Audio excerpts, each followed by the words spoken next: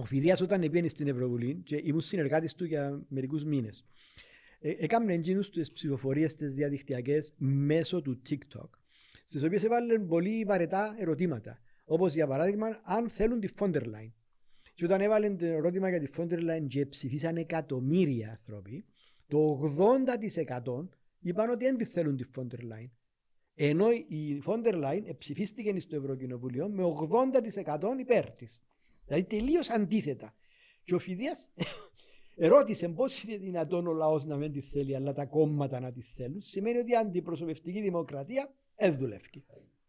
Και τι ήταν η απάντηση της Ευρώπης?